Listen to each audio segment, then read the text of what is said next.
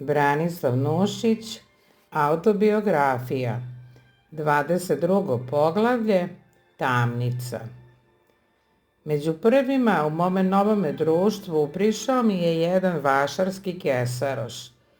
Mignuo okom na mene, kao da bi hteo reći poznajemo se sa Aranđelovačkog vašara, i pružio mi prijateljski ruku.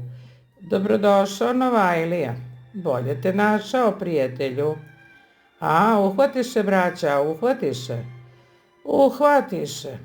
A ti drugi put pazi kad zavlačeš ruku u tuđi džep.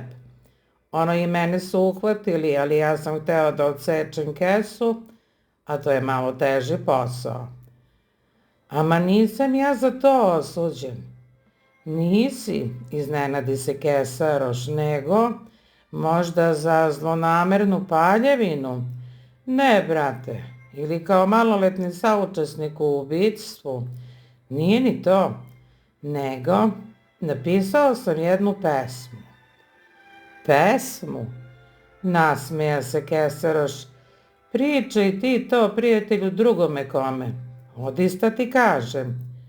Čudo, ne kažeš, osuđen si što si išao u crkvu na službu Božju. Ako hoćeš, veruj mi. O, znaj, to sad prvi put čujem. A jel svako koji napiše pesmu treba da bude osuđen na robiju?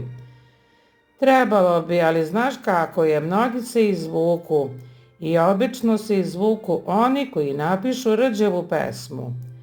A tvoja je pesma bila dobra. Sve sudije prvostepenog suda i sudije kasacije tvrde da je dobra. A koliko su te osudili? 2 godine. A jaoj, a mene za krađu 1 godinu dana. Mora da je to neki gadan posao, pisanje pesama. Razume se da je gadan. Mučiš prvo sebe dok je napišeš, pa mučiš urednika da ti je štampa, pa onda mučiš one koji je čitaju, pa državnoga tužioca da te optuži i najzad sudiju da te osudi.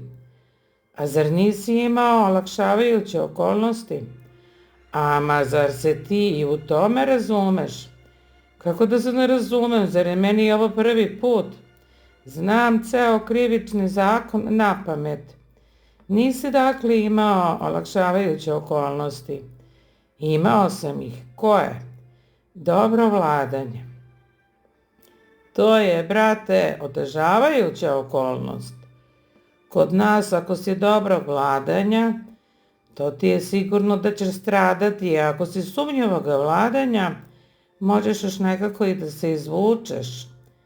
Zauzme se za tebe i advokat i sreski načelnik i predsjednik sreske partijske organizacije, pa prođeš. Eto, meni je baš sumnjivo vladanje pomoglo, te sam osuđen samo 1 godinu dana, a imao si valjda i priznanje. Jest, eto ti, znao sam, a i to ti je otežavajuća okolnost. Kad te uhvate na delu, priznaj, to razumem, to se mora priznati, ali ako ti priznaš i kad te ne uhvate na delu, onda je to otežavajuća okolnost. Jest, u presudi piše da ti se to računa kao olakšavajuća okolnost, ali te zajedno s tom okolnošću teraju na robiju, pa šta ti onda vredi? To jest. A kad izađeš odavde, hoćeš li opet da pišeš pesme? Neću više.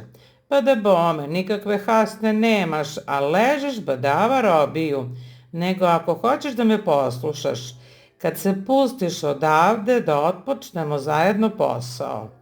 Kakav posao? Pa da šećemo kese po vašarima. Znaš, kad smo udvoje, onda lakše ide, ti ga zavaraš ili mu priđeš da pripališ cigaretu, a ja mu odsečem kesu. Posle delimo. Nije to posao za mene, nego šta je? Ja sam svršio univerzitet. Univerzitet? Obesi ti to mačku o rep. Ovaj univerzitet ovde što ga sad svršavaš, ako ti doneseš togod u životu, a onaj što si ga ti svršio obesi mačku o rep. Šta može ono da ti donese? Mogu da postanem veliki činovnik, pa utoliko pre izvežbaj se da sečeš kese. Mogu biti i ministar. Možeš, ama i to ti ne vredi ako se ne naučiš da sečeš kese. Misliš ti, tako se to prolazi kroz život sa univerzitetom i sa pesmama. Ajde, ti piši pesme, a ja ću da kradem, pa ćemo se sresti kroz jedno 20 godina. Upamti, srešćemo se.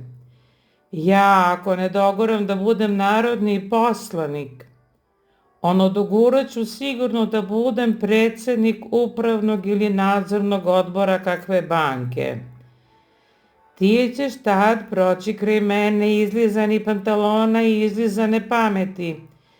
Skinut ćeš mi duboko kapu i izjavit ćeš mi svoje poštovanje i ponudit ćeš mi da mi za 50 dinara napišeš čestitku u stihovima za moj rođendan. Javit će se vjerovatno dotle i jedna ili dve knjige tvojih pesama sa tvojim potpisom, ali će se javiti dotle i 100.000 akcija sa mojim potpisom. Tvojim će knjigama svaki dan padati cena, a mojim akcijama rasti. Tvoju će knjigu ceniti dvojica, trojica, takvih kao što si i ti, a moje će akcije imati cenu i na samoj berzi. Tebi će se smeti kad prođeš kroz čaršiju, a o meni će se s poštovanjem govoriti. Je li tako? Sa zaprepašćenjem sam slušao kesaroša, kojega ću odista sresti kroz 20 godina. Pa, kad eto priznaješ da je tako, a ti mi reci sam, koji je univerzitet bolji za život? Da li je ovaj što si ga ti svršio ili onaj što ga ja sad svršavam? Razmisli dobro, razmisli.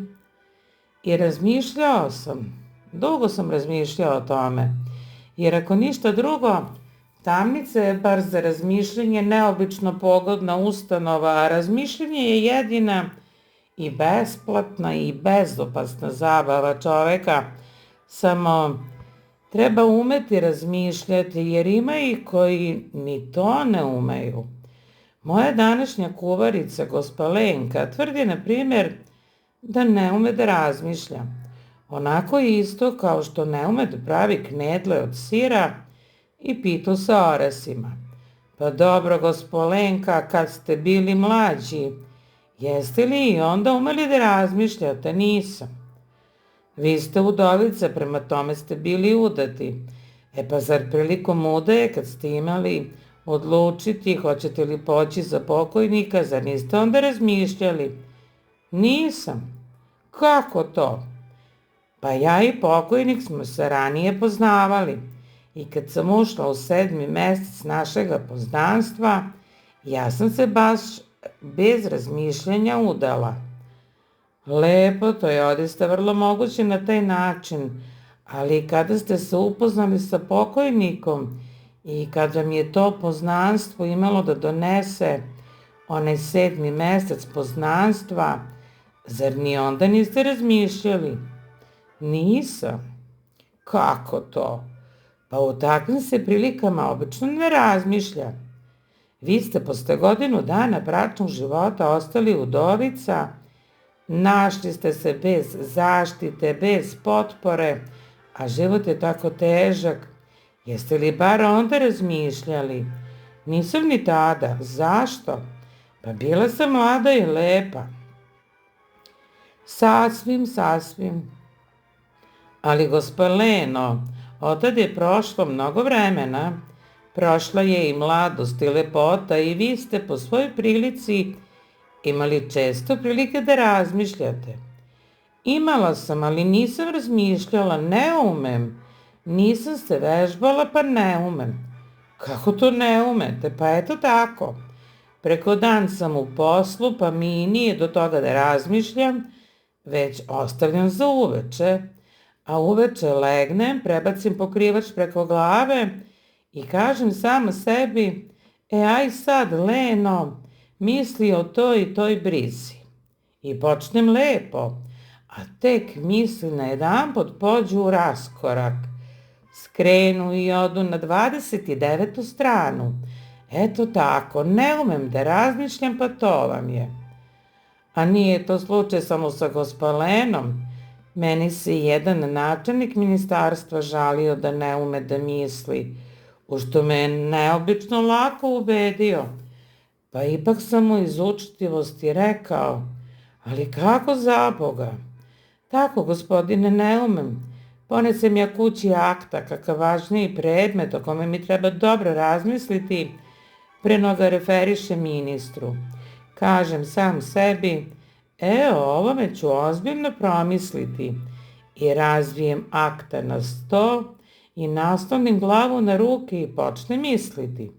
Ali se red misli kod mene ovako otprilike razvija. Ovo potraživanje deoničarskog društva nije ni u kom slučaju administrativni spor, prema tome, onaj mladi inženjer opet je danas prolazio kraj moje kuće, a moja žena čini mi se da je bila na prozoru. Uostalom, da mi je samo znati šta se sludovao Antonije Đorđević, te nazjedao treći sprat na kući, jer ako uzme čovek u račun da morat ću da opomenem sutra gospodina Panića da ne dovodi više svog lovačkog psa u kancelariju, jer gde bi nas to dovelo ako bi se vi činovnici počeli dovoditi svoje domaće životinje u kancelariju, što uostalom baš mi se prijelo nešto pileći paprikaš sa noklicama. Morat ću ujutru da kažem Nati da mi spremi, a mogla bi, pa dobro. Zašto je Petković predao ključeve trgovačkom sudu kad mu je posao išao neobično dobro, ili je to možda... Pa se najedanput trgnem i setim se da su predamnom akta i da sam ja o njima uzeo razmišljati, te se priberem, vratim se sebi i uzmem ponovo razmišljati. Ovo potraživanje deoničkog društva nije ni u kom slučaju administrativni spor, te prema tome niko drugi nije mogao napisati ministru ono anonimno pismo o nabavci drva za ogrev ministarstva, nego onaj Arsa, pisar iz 3. odeljenja, a taj isti Arsa, baš šteta što mi se razbila ova ćilibarska muštikla, a tako sam je volao. Kako bi bilo da sačekam onog inženjera na prozoru, pa da mu prospem bokal vode na glavu. Eto, tako to ide redovno. Prosto ne umem da mislim, pa to ti je. A kako bi spasonosan sanatorijum za te koji ne umeju da misle bila tamnica, iako je nju država ustanovila, bar u pogledu političkih krivaca, baš za one koji umeju da misle.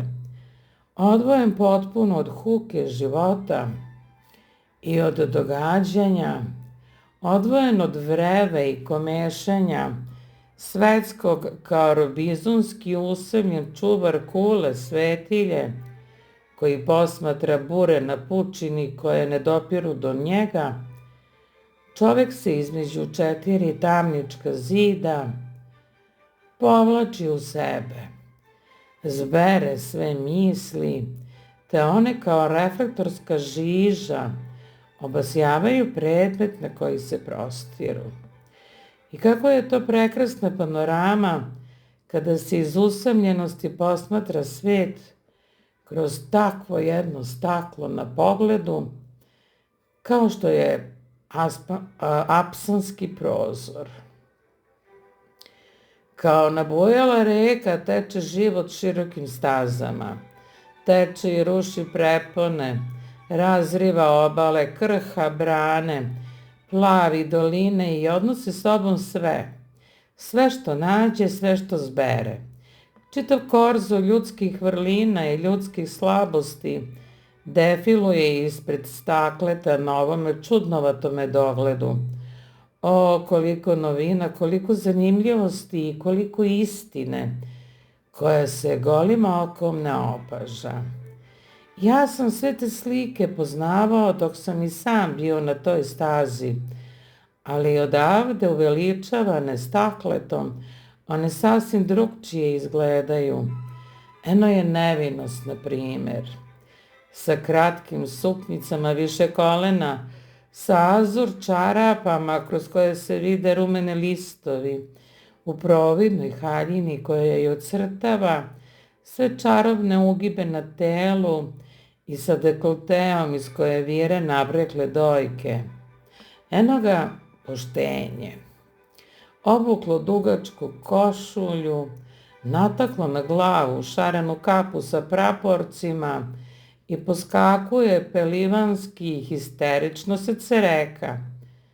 Eno ga i dobročinstvo. Isturio mu se siti trbuh kao u porodilje, diglo glavu uvis, osvrćući se levo i desno, u očekivanju da mu svet skida kapu i klanja mu se.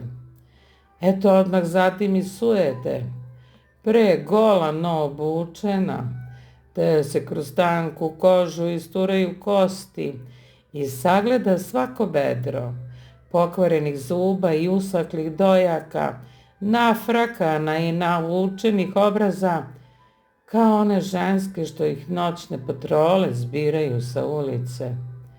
Eno i gordosti, obesila 3 lisičja pera pozadi, zadala nekoliko obojenih gučih perušaka u kapu, uznela glavu i staje na žulj svakom trećem prolazniku.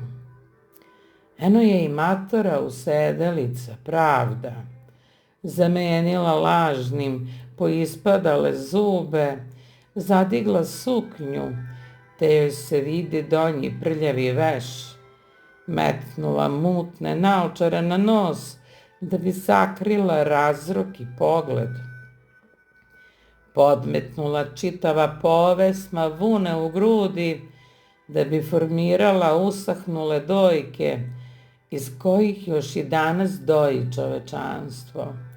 I za njima još mnogi, još vrlo mnogi, rodoljublje, licemerstvo, sebičnost, vrlina, porok, laž, istina i svi drugi, svi koji izbliza kada si među njima, niti izgledaju tako odeveni, niti su takvoga ponašanja, kakvo se kroz ovo staklo na dogledu sagleda.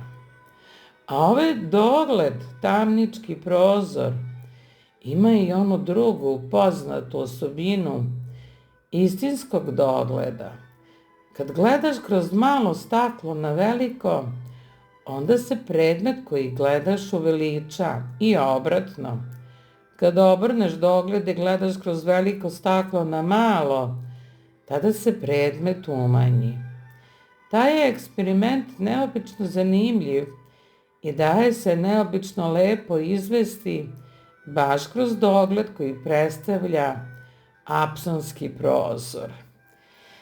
Vidiš, na primjer, kroz veliko staklo uveličanog političara, velikog državnika, čija svaka reč beleži epohu u razvitku države, čiji svaki korak predstavlja korak istorije, čiji se mudrosti gomile klanjaju i koji masama zamenjuju olimpijske bogove koji su živjeli među ljudima, a obrneš li onu drugu stranu dogleda, te pogledaš kroz veliko staklo na malo, ti vidiš umanjenog državnika, vidiš sebičnjaka, čije je svaka reč sračunato licemerstvo, čiji je svaki korak grabljivi potez, kome se klanjaju i koga obožavaju plaćene gomile i koji je kao starozavetski saraf ušao u hram gospodnji radi pazara.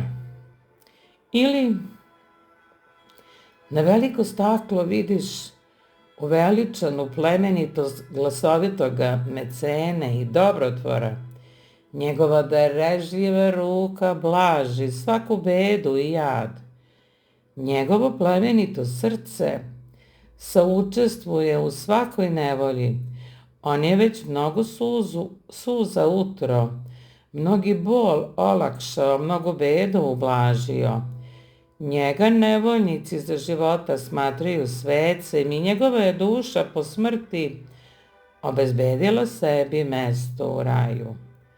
A obrni sad staklo na dogledu, pa ćeš videti okorelog zlikovca koji je čitav niz sirotinje oglobio, koji je mnoge i mnoge kuće do temelja razorio, koji je bližnjemu zaloga iz usta otimao, a sad sitnim dobročinstvima proglašava kroz novine svoju plemenitost, ne bi li uspavao savest i ne bi li uspavao vlasti koje mimoilaze ove bezdušnike, skrivene iza maske dobročinstva.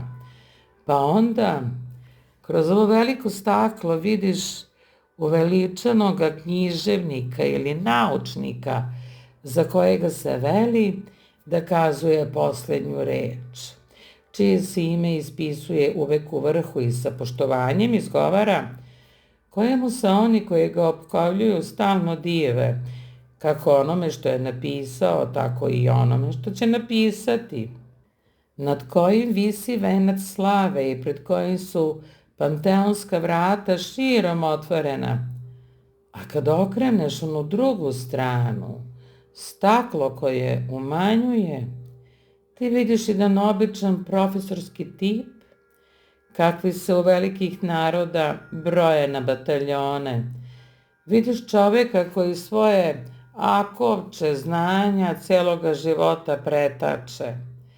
Vidiš naučnika koji kao kakva modiskinja svaki 6 meseci reklamira novu robu kojom se snabdeo za tu sezonu, napominjući uzgred da rasprodaje staru po sniženoj ceni, i vidiš čoveka koji na našoj naivnosti zida svoju lažnu veličinu.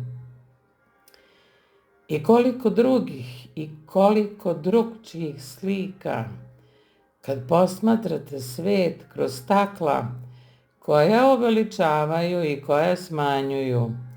A to i jedno i drugo staklo tamnički je prozor prenoma kako usavršeni američki dogled.